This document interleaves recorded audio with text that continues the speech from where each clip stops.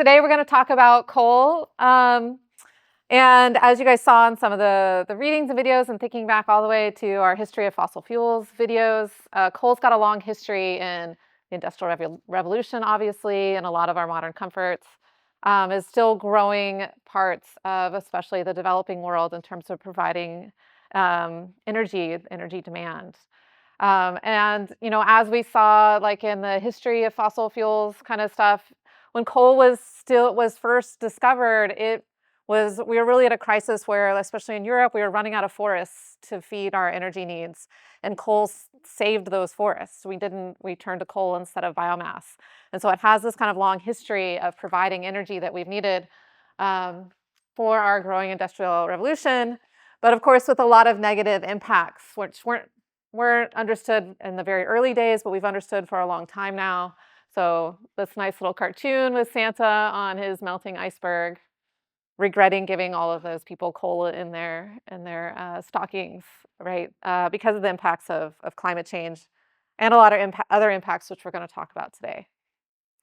So I put in these framing ones. You can come back and kind of look at these yourself, these kind of framing questions. Things that come up a lot here in the United States about coal is thinking about a lot of communities that depend on coal jobs. Not a huge part of our workforce, but those communities are very dependent on one industry, which happens to be coal. And so it becomes very important politically. On the political landscape, you hear a lot about it because coal has been so important to those communities. So a lot of the question, you saw a video about this, is kind of what is the responsibility to those communities that have supported our energy growth for so long. Then, of course, there's the health impacts from coal, so human health impacts, and then climate change, developing world. What is the developed world's responsibility to the developing world, given that we've really grown on the back of things like coal, and that those historical emissions are what are driving climate change today. So just some things, framing things to think about as we go through this. I put a lot of readings and videos up there. I tried to separate out the ones that were really just essential, but if you want to know more, I tried to divide it up. There's a lot to learn about coal if you want to dive into this topic, so there's some other resources for you to dig into if you're interested. Coal is the most carbon-intensive and dirtiest fossil fuel. We don't just want to think about climate change right here. Mercury, lead, particulate matter. Kirsten talked about particulate matter is the biggest thing that impacts human health. And coal is the one that really has particulate matter when you're burning coal. And then we have waste streams that we don't see with our oil and gas in terms of the fly ash and the other combustion residuals that come out after we burn coal. So both most carbon intensive, meaning that we have the most CO2 emissions per energy that we get out of the coal. So that's just based on, really, when you're talking about carbon intensity of these fossil fuels, it's based on how many hydrogen bonds do you have versus carbon bonds. Coal is very intensive on the carbon bonds, whereas like natural gas is our least carbon intensive. We have 4 hydrogen bonds per carbon bond, right? Per carbon. So you have less CO2 per energy you're getting out. Yeah? When you mention carbon intensity, does that just refer to CO2, or can that be compared to other fossil fuel equivalents like methane? You certainly could, and that could change the landscape. So when we're talking about carbon intensive, in this case, we're talking about burning it. But in terms of how much methane that leaks, that could change dramatically depending on how well you're handling that. And so this is where natural gas may or may not be better than coal, depending on how much methane is leaking out. Same thing with coal, how much methane is leaking out of your coal mines, because we get a lot of coal bed methane leaking out. That really sways the overall impact on climate change. So that's something we could manage if we were handling it well. Yeah. Okay, so what are some other things that you guys know about coal? Yeah, so unlike oil, it's not as concentrated as oil. So it's abundant and geographically diverse. We are in no shortage of coal. And as we're talking about things today, we'll see that we haven't even looked that hard for coal because we can have so much easy coal that we can get to. So we don't even really have the best, unlike oil and gas, we have a really good idea of how much is on this planet. Coal, it's like, well, we've kind of looked. We kind of have some guesses, but we haven't had to look very hard because there's so much of it. So it is abundant and available lots of places. Okay, you guys got a lot of these. Easy to store, It's available for where we need it. A lot of negative impacts we've already talked about. So the emissions being a big one when you're burning it.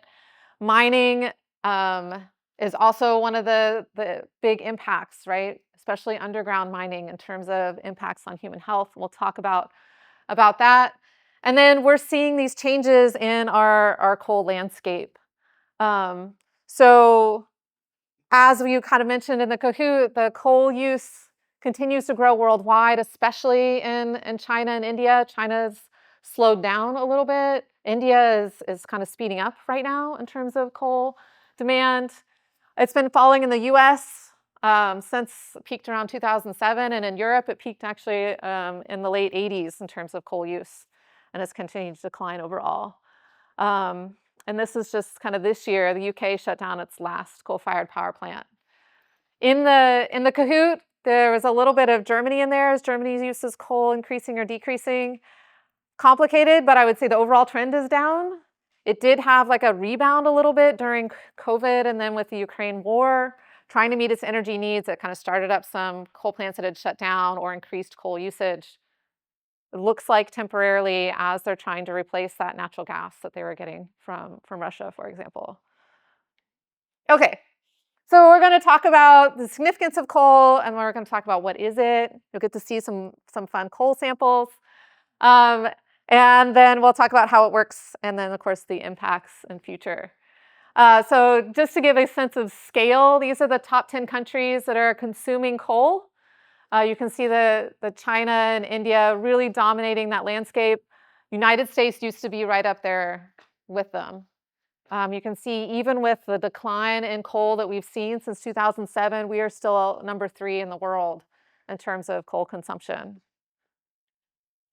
So you guys have seen this chart before. This is, again, overall energy consumption. So like we said in the Kahoot, the first Kahoot, coal's number 2 in the world for energy use after oil for our transportation needs.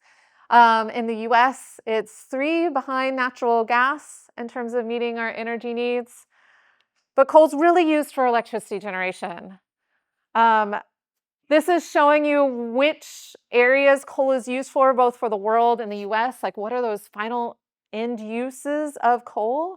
You can see it's really dominated by electricity, but I don't want to forget the other uses of coal, because we've talked about already electricity. We have a lot of other options to generate electricity. There's kind of a suite of options: geothermal, wind, solar, hydro. We can figure out other ways to generate electricity. Some of these other pieces of this pie are much harder to replace coal. And so when you get into decarbonization of industry, you start to hear about iron and steel, about concrete. These are places that we use coal, and we have technologies to replace it, but they are not easy, and they often are not economic. And so often concrete, steel, these are places we're using coal that are harder to decarbonize than even this big wedge of where we're using it for electricity. So we'll talk a little bit more about that. Okay, you've seen this before, but it's always good to think about this as our energy system, right? So there's a lot upstream to even get the coal, and then once you're getting the coal, you're creating electricity, and you're using, remember, that heat engine at the steam cycle power plant. And so that's where a lot of our energy is just lost. So we have this coal that has a lot of these externalities, both at the upstream and the downstream, and we only get about 1/3 of the energy out of it. So that is part of the challenge with this kind of fuel and using heat to create work. It's a very lossy way of doing things. And so other options, either with less externalities or more efficiency, can really help us meet those human needs, right? That's what we really want, in a way that has less of those negative impacts. All right, so we like to look at snapshots, but also how things are changing over time. So this is for the world. This is just for electricity generation. So you can see it's number 1 for electricity generation, as we talked about, and has been growing. So predictions, there's been lots of predictions about when are we going to reach peak coal. I've seen those over the past 5 years or so shift a lot. So I would say it's still very uncertain when we are going to reach peak coal. China, like I said, their demand is still increasing, but has slowed down. But India's is growing. And so it's really hard to know when we will get to that peak coal use. So you can see it's continuing to grow. And then, of course, natural gas, renewables, those kind of things are also continuing to grow on the world stage to meet our electricity needs. To just put it in perspective on the China and India and how much coal consumption that is, you can see that there was a lot of growth from that 2002, 2012 timeframe in China. And this is in coal, but of course, then there was in a lot of other things as well. They were growing in hydro, and then as wind and solar became, they're growing in wind and solar, all to meet growing energy demand. And you can see Europe and US are kind of on the decline in terms of coal consumption. But if we're looking at coal consumption, it's really dominated by China on the landscape right now. It's more than half of the global coal consumption is happening in China. All right, and let's bring it down to the US, as we do, because this is where we are. Coal use in the US has been declining a lot. So 20 years ago when I was sitting in your seat as a new master's student taking this class, coal was 50% of our electricity generation. It was believed to be 50, it was going to be 50% forever. It's cheap. We have lots of coal in the United States. It's domestic, energy security, all of those reasons. Of course, when I was sitting in your seat, wind was maybe going to be cost effective, and solar was like never. It's just going to be used for space applications and calculators, right? So we're in a very different place now where coal is struggling to compete on our wholesale markets, as we've talked about. It's struggling to compete with cheap natural gas, which doesn't have a lot of the stuff you have to deal with as a company. With coal, you have to deal with the ash that comes out of it. You have to have scrubbers for the sulfur. You have to do all of this stuff for coal, which you don't have to do for natural gas. Natural gas is easier, it's more efficient, and cheaper. And so with natural gas, wind, solar, cheaper, coal's really being driven out of the market right now. Yeah? That drop-off in coal, was that due to policy change? Well, people would argue that policy is part of it. We definitely have a history of policy in the United States that's dealt with sulfur and mercury emissions because of their impacts on people. And those pretty much just hit coal. They don't hit other industries because they don't have those emissions. How much of it is, we've had those policies in place for a long time. I have to think about when we started the acid rain. It was in the 90s. And so they were able to deal with those policies because they had technology. You could do scrubbers, you could switch to low sulfur coal, which is what a lot of them did. We'll talk about that. It was really in the 90s, and you see coal was still able to grow. It was really when we figured out horizontal drilling and hydraulic fracturing at the same time when wind got cheap that it really started to drive coal out. And then the other dynamic that's in play is the growth in those wholesale markets where they had to compete. When you have a vertically integrated utility and they're just recovering costs from consumers, then your plants are protected. They don't have to compete. But now we have these regional wholesale markets that they actually have to compete with these other resources on the wholesale market. And so all of those dynamics came into play, I would say. And so we're continuing to see an increase in natural gas and renewables, of course, on the US landscape as well. And we'll talk more about we'll see what's happening with nuclear. Look forward to that. I think it's next week. All right. So I guess pun intended, the world has tons of coal. Like I said, we're not running out. In terms of where the proved reserves are, so this is where we've found it and we have quantified it. In the world, you can see kind of the dominant places. The US, we have a lot. Australia, China, and Russia, but that doesn't mean there's any shortage, and India is right behind us. In terms of where these countries lie in terms of their importance, right? China, US, India are big consumers. Australia, Indonesia, those are big exporters. So they're producing coal, and you can see in the coal production wedge over here, but they're mostly exporting it to other countries that are importing it, like China. So China's producing a lot of its own coal and importing coal to meet its demand. And same with India. You see some imports in both of those places. Where is it in the US? This is like a colorful landscape to show you the different regions of coal. Biggest places that we do mining today are in that Appalachian region, which where you saw a lot of the mountaintop removal. It's also where a lot of the underground mining is, West Virginia, things like that. And then this western region, I've pointed out the Powder River Basin there in the middle. That's where Wyoming is doing a lot of its coal production. So that's your open pit mining, which we'll talk more about how that works. So I said this is kind of where our reserves are. So West Virginia and Wyoming kind of dominate in terms of recoverable reserves in the United States. And then you can see coal production really today dominated by Wyoming. And we'll talk about some of the reasons for that. So if we weren't looking at recoverable reserves, we were just looking at how much coal is available. Montana actually has quite a bit of coal, but Montana put in some really restricted policies on mining because it had a history of mining other minerals that were really detrimental to the environment and the state. And so they really don't allow a lot of coal mining in Montana. So you can see it's a very different landscape between Montana and Wyoming, where Wyoming's really dominating coal production as a state, whereas the policies in Montana really led for it not to be a coal-producing state.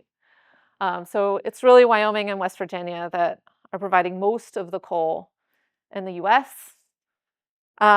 And just as a side note, as we're declining our demand for coal domestically, more and more these production locations are looking for export. And so we're seeing some growth in export of coal from the United States. It's not anywhere near the level like Australia and Indonesia, but there is a small growth in export of coal from the US. Okay, let's talk about coal itself. Coal is kind of the dredges of our swamp, right? So this is why it has the mercury and the lead and the selenium and the hexavalent chromium in it. It is all of that biomass that is in the swamp that's been compressed into a rock. And so it has, we like to say it kind of has the whole periodic table in it, very carbon intensive rock, where it's been squished with time, temperature, and pressure, as you guys know, through a progression from peat, which some countries, Ireland, for example, uses a lot of peat. That's kind of like pre-coal. It's like early swamp material. Lignite is a very low quality coal, all the way to kind of the higher quality of coals. And so it kind of depends on how long was it in the pressure cooker in order to get to those higher quality coals. And to give you a sense of what the energy density is, 20 meters of plant material are squeezed into 1 meter thick of coal. So you can think about that's a lot of biomass that's been squished into these little rocks. And so we have this progression in terms of ranking of coal by its energy content, like how energy dense is it. And so peat would almost be at the top, like pre-coal, and then you get into lignite, and then it's bituminous and subbituminous are kind of in the middle, and anthracite is like really high quality coal. So the coals that we tend to use for electricity production are really in the subbituminous and bituminous range. That's like kind of in the middle. Anthracite is a very, like I said, a very high heat coal. That's going to be used more in the industrial sector for things like the steel making and things like that. So it's hard coal, and it's used as for kind of other reasons than just boiling water, which is what we're using the other ones for. Here in California, we have an old coal mine, and I've got my lovely t-shirt on from it. This is Black Diamond Mines. It's now a regional preserve. It's in the East Bay Regional Park, where you can go see the coal that they used to collect for our local industries. It is a really, really, really poor quality coal. So they're not supposed to let me, but they let me take a little sample of coal from this coal mine. Don't open this because it is so sulfury. It's really smelly. But you can actually see it. The white in here is the sulfur grains. It's like this it's a very sulfury. You can see it's like not a hard coal. It like crumbles when they use it. As soon as they were able to get coal in from the rail into California, they basically shut down this mine because it was not able to compete. This is such a low quality coal. It was only able to operate when they didn't have ability to bring coal in from other regions. This mine was actually a coal mine first, and then it became a silica mine, and has a very high quality silica that was used for Silicon Valley for a long time. So kind of a cool location. But You can kind of see what the sulfur looks like in your coal in the sample. So that's coal. Let's talk about how we get it out of the ground and then how we use it. Okay, so in terms of the landscape in the US today, you can see that we have almost 550 active mines in the US still getting coal out. Big mines are the ones that are like in Wyoming, west of the Mississippi. So you can see producing 60% of the coal and 10% of the mines. So you think Wyoming, giant coal mines. This is open production, strip mining, like in this picture. East of the Mississippi, when you're thinking about Appalachia, West Virginia, things like that, think small mines. Still a lot of them underground mines, some of them mountaintop removal mines, much smaller, producing kind of the other 40% of US coal. So surface mining in the US dominates, but in the world, it's still underground mining. A lot of this mining has become much more mechanized, which is good for human health in terms of that underground mining, but it's not everywhere, and we'll talk about some of that, some of the impacts of that in a minute. Of course, basic steps, you have to find the coal and then you remove the coal. Depending on which type of mining you're doing, there's a lot of things that are similar, the permitting and things like that. Surface mining, you're really just taking up all the top layer and getting to the seam and just digging it out. Underground mining obviously is going to have a lot more complexity where you have corridors, you have to make sure the ceiling's not collapsing, you have to have ventilation. Even when you go visit this coal mine, you'll have to wear a little monitor to make sure CO2 levels don't get too high. There's some parts of the mine where they monitor for that.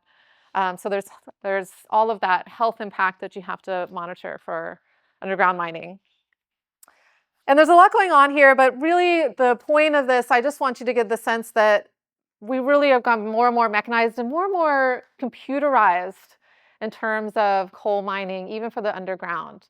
And you hopefully saw that one video that kind of showed how computing is even reaching into coal mining, which we've been doing for a long time, in terms of advancing how are we getting the coal out of the ground and protecting worker safety. All right, so strip mining.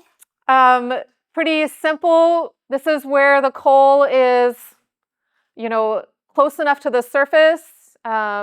Usually, somewhere between 50 meters underground, like we see in West Virginia, where you're really just blowing up the ground, getting down to the coal seam and digging it out at scale.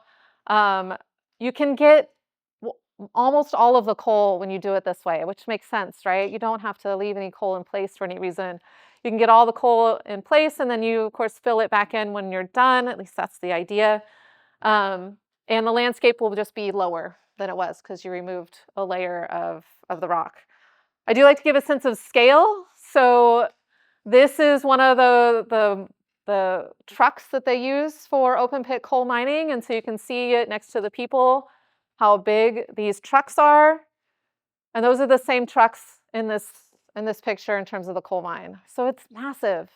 And one of the videos showed one of these open pit mines in India. So you can kind of get a sense of scale in terms of the open pit mining. And then of course, this again, those are the little trucks, and this is what they call it drag line, which is some of the biggest machines that we make is for mining coal in open pit mines. And so if you want to watch a video about a drag line, there's one in the extra readings. And then this is just kind of from one of the videos as well, in terms of India using the coal mine not only as a resource for electricity production, but also as a source of jobs. And that's something we see here in the US, right? It's not just for the energy production, but it provides a lot of local jobs as well. I don't want to talk a lot about this. You've had a great video on mountaintop removal. It is certainly a very controversial practice. In West Virginia and other Appalachian mountain locations, it has had, through different administrations, had to have waivers from meeting the Clean Water Act, because really you're destroying mountain streams and the water quality for communities that depend on those streams downstream, and of course the wildlife and fish and everything else. So super controversial. But again, it's cheaper and it's better for miner safety because it's not underground mining. And this is just one of my colleagues, Emily Grubert, who worked a lot in the water use in coal mines, took this picture of a mountaintop removal site. And she's now a professor at Notre Dame. Underground mining. Underground mining is kind of the way that we started. We've been doing that for a long time. You've probably heard the phrase canary in a coal mine. It was a literal thing. Before they had little, CO2 monitors they could put on them, they literally would bring a canary in a cage down in the mine because they tend to be very sensitive to gases. And if your canary dies, you hightail it out of the mine, right? That was like your warning system. And so they would bring these down there and use that as early warning system. Child labor was a big part of the coal industry in the early 1900s. Obviously, that became very controversial and is no longer allowed today in the US. Children were ideal for some of these underground mines because they could fit into small spaces and really get into the coal seams.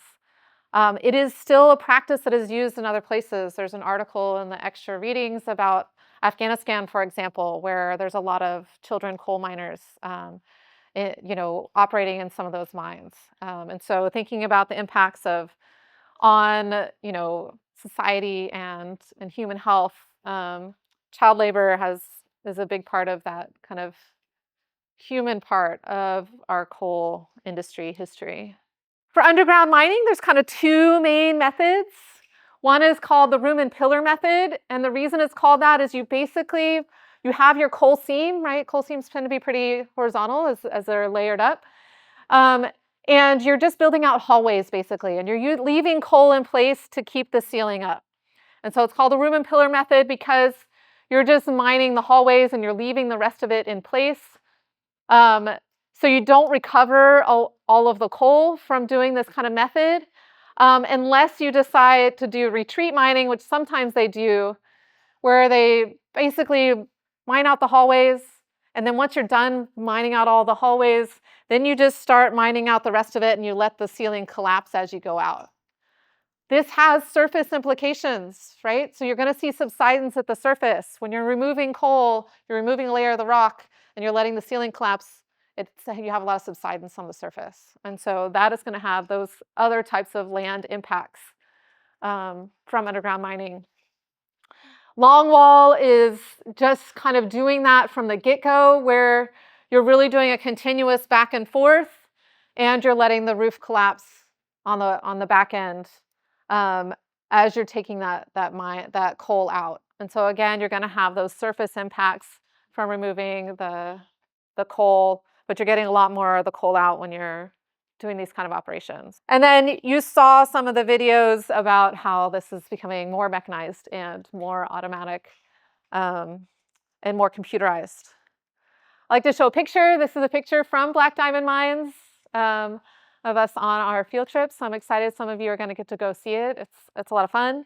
And we usually see bats, so be ready for that. It's kind of fun to see the bats flying around in there. All right, so that's a lot about the history of the mining and how we do it. But where are we at today in the US? As we saw that decline in coal demand in the United States, we started to see bankruptcies of coal producers, and some very big ones. This was just the list as I was keeping track of it. I think there are more. You can see I started kind of keeping track in 2016 about these large coal companies. Peabody was a big deal in terms of going out of business and going bankrupt as demand for coal declined in the US. The impact of those bankruptcies are significant because the policy for coal companies that was put in place was a policy called self-bonding. So as a company operating in the US, some of these mineral extraction companies, they have to put the mine back to something that is similar to what it was before they started mining. That's what our law says. But with coal, they basically said, well, we'll do that, but because we'll always be, we'll always have money, we'll always be worth something, we don't have to set aside the money to do that. We can just rely on our business that will have the money to do that reclamation. So it was something called self-bonding, basically saying they would always have worth, that they would be able to do that reclamation. As you see these bankruptcies go through, now they don't have the money, and they don't have the money set aside to do that reclamation. So that reclamation of those mines now falls on local, state, federal government, and taxpayers from the extraction of these companies. And so we're seeing a lot of mines be abandoned and left to the governments to try to clean up. And what does that cleanup mean? When you've opened up that coal seam to water, to the rain and things like that, water gets in the mines and it can leak out the mercury and the lead and the selenium into our waterways, both from open pit mines and underground mines. And so it can have significant watershed impacts from these mines if they aren't cleaned up right. Yeah, question. Is the quality of the coal based on how far deep in the earth it is? That's a great question. It's not necessarily the depth, but it's definitely location specific. And so it depends on when that area was swampy and how long it's been cooking. So we see a difference in the quality of the coal from like Appalachia to Wyoming. Appalachia actually has higher quality coal in terms of energy density, but more sulfur. Wyoming has lower quality coal, but less sulfur. And it has a lot to do with the source, that ancient biomass. Yeah, that's a great question. So it's not necessarily how squished it, like where it is, but when it was biomass. Yeah, so for the coal mines and these coal producers, they have a requirement, but they didn't have to set aside the money to do it. And so once they go bankrupt, then it's kind of like an order of creditors on whether they will have the funds to do the reclamation. With other industries, like nuclear, for example, we set aside money to take care of the waste. It's part of the money that we pay for nuclear power. Coal kind of had this loophole where they didn't have to set aside the money. So it had the requirements, but if they don't have the money to do it, it becomes a challenge. Yeah. What agencies are responsible for these lands after a coal company has run out of business? It can be Bureau of Land Management. Some of them become Superfund sites, so that's EPA. It can depend, and it can be a partnership too between state and federal that are dealing with the cleanup. So it depends a little bit. Yes, so similar to abandoned oil wells, right? Which a lot of those orphaned ones, we don't even know who drilled them exactly. The difference is that there weren't regulations at the time that those were drilled, and then those companies are gone, and then we have to deal with it. These ones had regulations in terms of they're required to reclaim the mines, but with the bankruptcy, they don't have the money to do it. So it's just a little bit different. But it's certainly a legacy issue in terms of our fossil fuel extraction and where that falls in society. Okay, other impacts with these mines closing down and all of those large companies' bankruptcies, of course, is the impact on local communities. As I kind of mentioned at the beginning, it's not that there are a lot of coal mining jobs necessarily, but they tend to be very concentrated in certain areas and communities that don't have a lot of other options for those areas. And so the bankruptcy, some of them were very fast, they got 2 weeks notice that a mine was closing down, things like that. It really hurts those local communities, and we have some places that have even the community doesn't exist anymore because of the closing of those coal mines. And so you see this come to play when we're talking about energy transitions. We see it play out in, the political arena where, there's a lot of discussion about these energy dependent communities.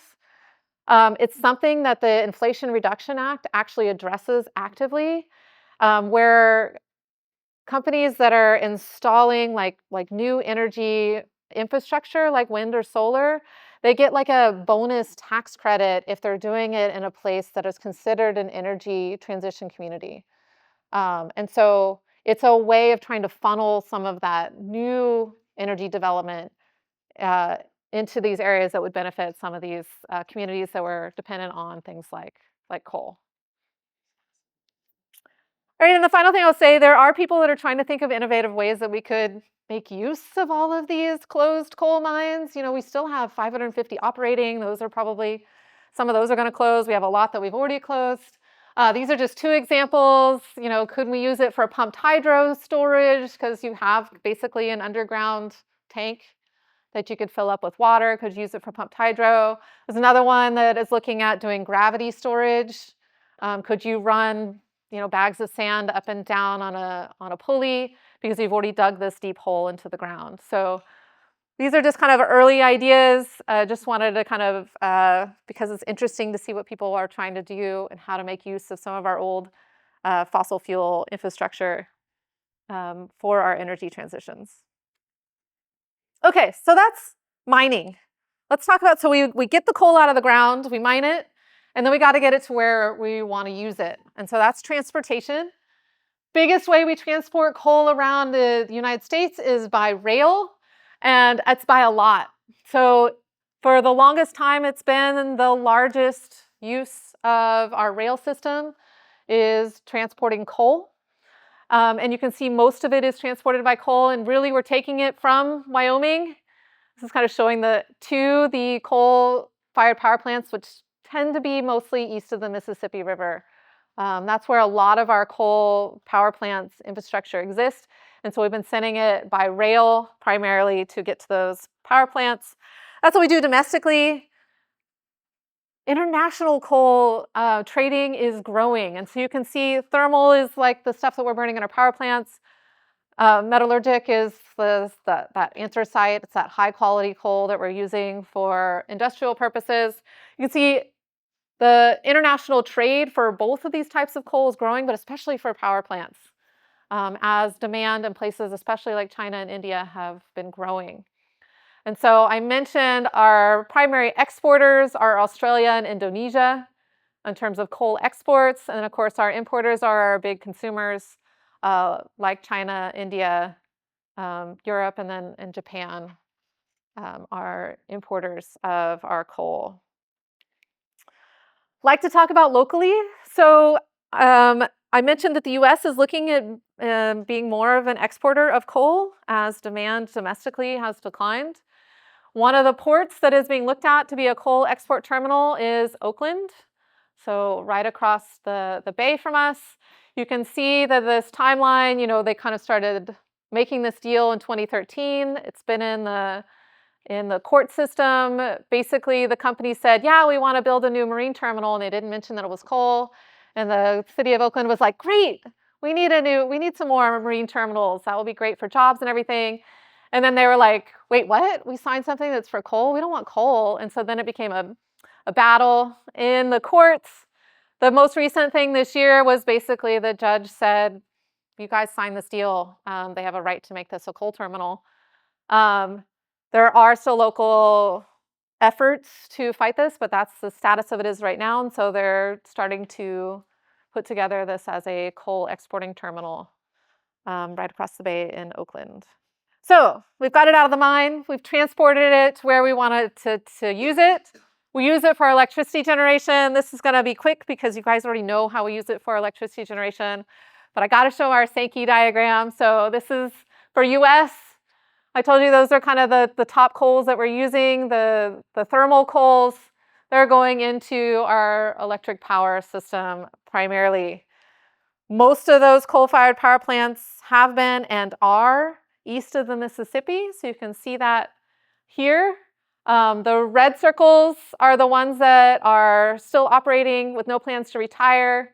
Yellow circles either are partially retired or are retiring, and the gray circles are the ones that have retired. So you can see we've taken a lot of coal-fired infrastructure offline following that decline in coal that we've seen since 2007. I have a couple slides on other ways that we use coal. So a feedstock for steel is a big one. There are alternatives to looking at decarbonization. It's kind of either going to be electricity or hydrogen. So there's some startups I just kind of mentioned here if you want to dig more into that. Early stages, there is a market now, we've seen this for green steel, which is steel that is made without using coal. And so there are some applications where that is part of the market. Pretty small share right now, but a lot of interest in how can we do that economically.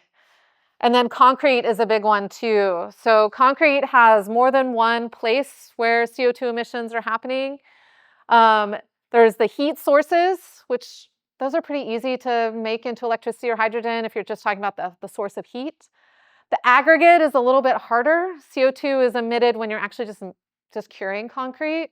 And so in the aggregate, and so how do you remove that CO2? A local a local startup, Blue Planet, is trying to make an alternative aggregate to reduce that.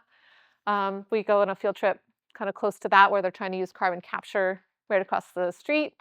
And then, of course, reducing demand for things like steel and concrete are another way to reduce that. And so you'll see that when we talk about buildings, can we use other structures that aren't so carbon intensive, other materials for our buildings to reduce the demand.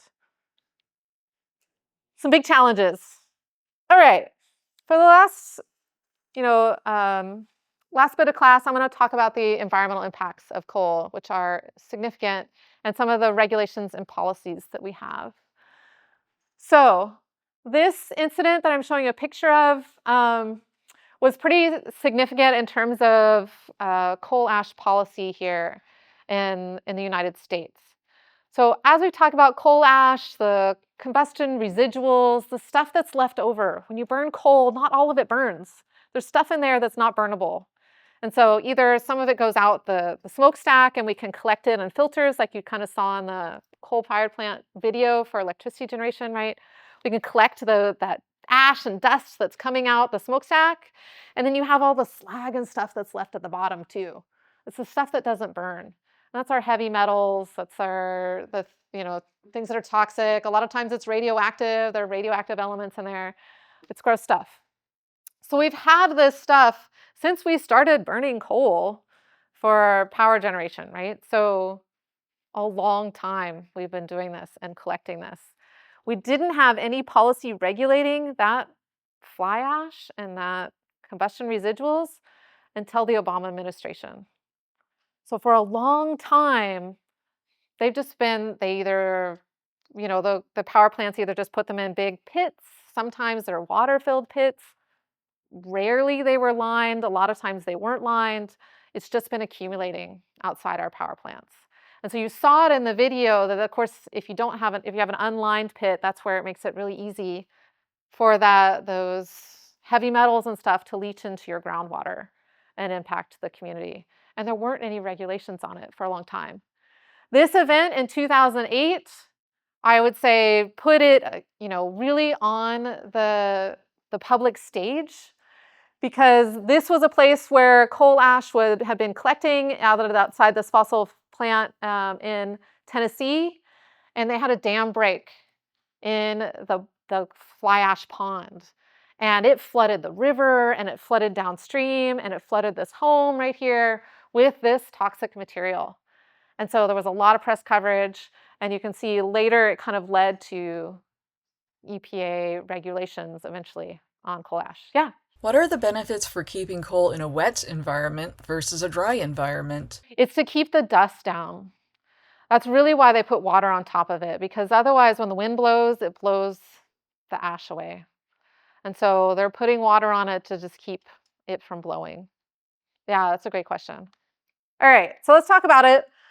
We'd like to talk about how, impacts of, environmental impacts, social impacts, they're not just at one place. We see them all along our energy system, right?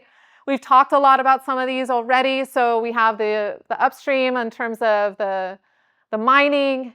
You have the midstream in terms of transportation. We'll talk a little bit more about the impacts there. And then, of course, there's all of these ones on the downstream when you're actually burning the coal. So we'll look at each of these kind of in steps. We mentioned this a little bit when I was talking about coal mining. So some of the environmental impacts or land impacts or community impacts that you see are surface subsidence. So you can see this is a home that is collapsed because the mine subsided underneath it, things like that. So you see surface impacts. Talked about the water getting into a mine. So this is showing a stream of polluted water coming from a a strip mine that's flowing into the river. So we see a lot of that. And we talked a lot about some of these other challenges with the upstream. We also see methane emissions from our coal mines. So not surprising, right? Just like we see associated natural gas with our oil, or we see methane associated with our coal as well. You can think about that was created at the same time when things were squished into coal. It also is kind of the simplest hydrocarbon, and so sometimes it breaks off and just gets trapped in that coal layer. So we see methane that we're then releasing to the atmosphere. It's really hard, especially in a open pit mine, to try to collect that, right? You're just exposing it to the air, and then the methane is coming off of your coal seam and releasing to the atmosphere as you're digging up the coal. And so we do see a significant portion of global methane emissions from our coal mining and our coal production. Health and safety. Health and safety has gotten a lot better. So mechanizing it, computerizing it, more safety regulations, things like that.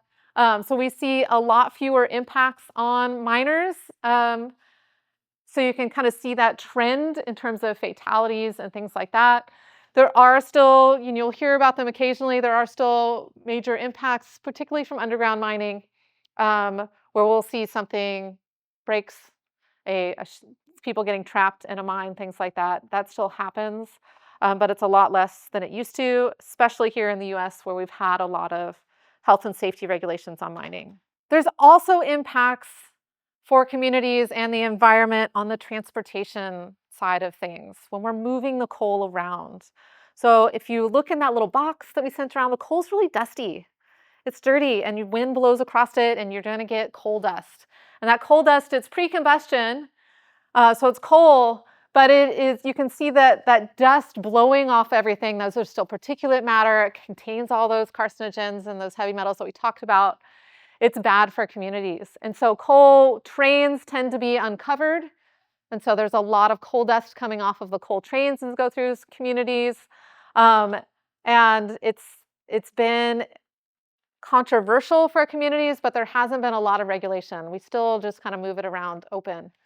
And that coal dust can really have impacts locally to places along the transportation system. This is one of the big concerns that people have about the Oakland terminal, because that coal would be, there would be big piles of coal, there would be a lot of dust, it'd be blowing into the local communities and into the bay at the Oakland terminal as it's being prepared for export. And then there's the combustion side of things, which we talked a little bit about in our electricity generation lecture. It's the sulfurs, the nitrogen oxides, the carbon dioxides, the heavy metals, these things like that that we're worried about, as well as the solid wastes that we worry about. And so it's around 40% of the coal, of our energy-related greenhouse gas emissions are from our coal. We have two big policies to try to deal with this. We mentioned them earlier as we were talking about whether that has led to the decline in our coal demand. Like I said, we've had regulations on both sulfur and NOx since the 90s, and mercury not far behind that. This is kind of the latest stage of these policies. So with the mercury regulations, it's something called MATS, Mercury and Air Toxic Standards, where there's continuing to be reductions in how much mercury they're allowed to emit. Mercury gets into our waterways, it gets into our fish, it's bioaccumulative, so if we eat it, our bodies can't process it. It can cause brain damage in children, unborn children, can impact brain development, things like that. So it's really bad in terms of human health, which is why we regulate it from our coal-fired power plants. And then we had the acid rain policy in the 90s to deal with sulfur and nitrogen oxide emissions from our coal-fired power plants.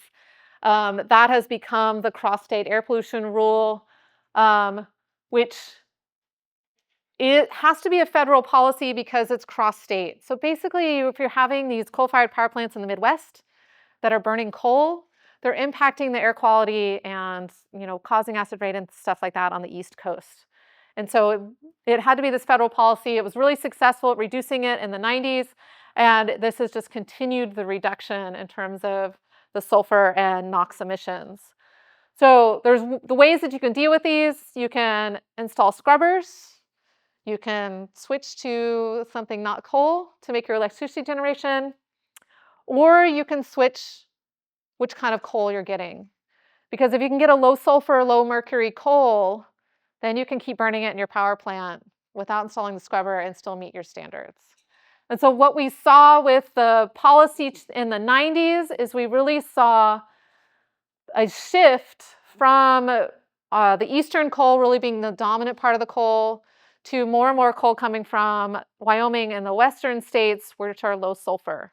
So lower energy content, but lower sulfur, it meant that they didn't have as much sulfur to deal with in terms of scrubbers. So we've seen the Clean Air Act kind of move where coal production was happening in the US to meet some of these air pollution policies. All right, and then the solid waste, the ash that's coming out. So what do we see? What are those impacts? Just to give you a sense of scale of how much is not burned when we're burning this coal, we get about a 1 ton of that coal residual for every 7 tons of coal burned. So we have a lot of it. If you think about how much coal we've been burning over the last 100 years, we have a lot of coal residuals to deal with. There are companies that are trying to figure out, can we do something useful with that rather than just storing that as a toxic waste? And the answer is yes. There are some people that have figured this out. So it's used in wallboard, it's used in concrete. Y2E2, the concrete that's in Y2E2 has a pretty high percentage fly ash in the concrete. So it's used kind of as a stabilizer and an aggregate in it, and it's trapped in the concrete, so you don't have the impacts from the toxicity of the fly ash.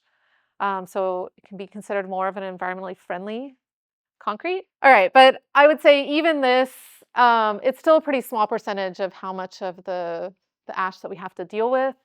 So you guys saw some videos about the coal combustion residuals or the coal ash, the coal waste, whatever you want to call it.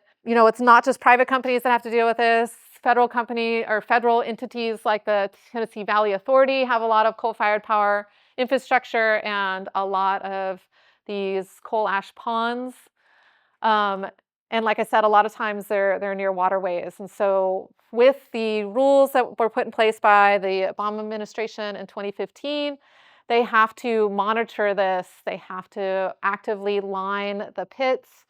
And they have to make sure that groundwater is not being affected or local water is not being affected from these coal ash pits. So what can you do? You can line the pit, put the coal ash back in it, and still cover it with water and try to keep it there. You can bury it. So there are places that are toxic waste landfills. You still have to worry about water getting into that landfill and leaching out the ash. And so those are kind of the ways that they deal with some of these coal ash residuals. And of course, you kind of have to do it, monitor it forever to make sure it's not getting into the water system. So I just try to kind of summarize some of the ways that we could try to reduce the impacts of coal on this slide. You guys can check it out in terms of some of the regulations. It's a highly regulated industry here in the US. So we can mitigate some of them, still pretty energy intensive or expensive to do a lot of this. And so it wasn't that long ago that clean coal was kind of this push by the industry. Hey, we can do this clean because we can capture CO2 and put it in the ground. But that's only one of the impacts that we see from this coal industry is the greenhouse gas emissions. And so yes, we can do carbon capture and storage, and we'll talk more about that in our carbon capture and storage lecture. And doing it from a smokestack like coal is easier than trying to do it from the air because it's way more concentrated. The more concentrated your stream of CO2, the much easier it is to capture and storage. In the air, it's a very small percentage of the air, much harder to do. So if you have like 90% CO2 easier, 4% CO2 much harder. But it's not the only impact, and it's not the only challenge coal sees, right? It's having trouble competing on the wholesale market. It's not flexible, so it can't accommodate, wind and solar or changes in demand. It's struggling for other reasons. All right, so finally, I just want to end with that, new coal-fired power plants are pretty expensive here in the US, even if we're looking at them unsubsidized. We're continuing to see them shut down. It's kind of some of the primary infrastructure that we're shutting down, but it's slowing. And I think that's because we've kind of taken offline some of the worst coal-fired power plants, and we're starting to see an increase in electricity demand. So I think the decline in coal power plant shutdowns is probably going to slow down or maybe even level out. We'll have to see what happens there. Talked about it being cheap. I think what we're going to look at in terms of the future, it's really depends on some of the policies and how places like India and China really implement those policies. There are still coal-fired power plants being built today. That's what we're showing here, both in China and India, and those could be online for a long time. We're not building new ones here in the US. It's just whether we keep old ones operating or not. And so there's a lot of question in terms of what is the future of coal. All right, thank you guys for your attention.